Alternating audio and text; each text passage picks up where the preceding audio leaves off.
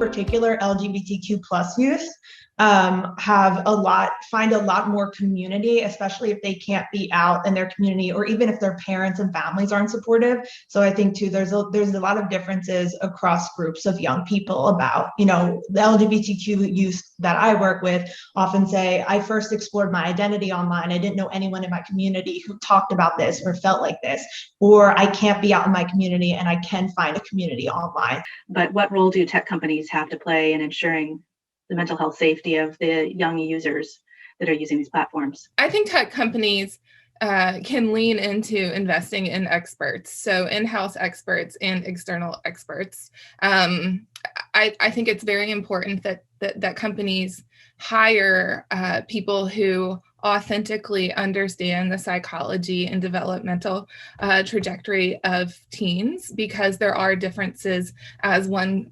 transforms essentially from a child to an adult, and we need to be very, very cognizant of that as we design our policies and product features to protect youth.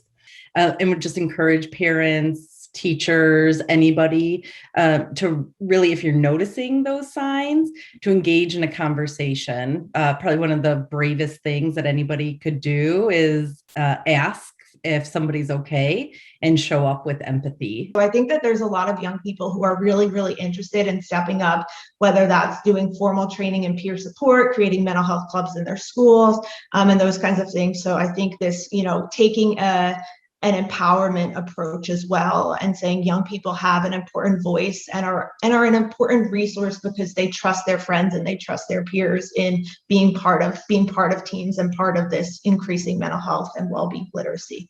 For some kids, I actually think like social media, multiplayer video gaming actually helps their mental health. It helps them socially and in terms of their social functioning. We definitely need to make sure that all youth have a trusted adult. If it's not a parent, is it someone else who they can go to and let them know if there's something going on that's making them uncomfortable?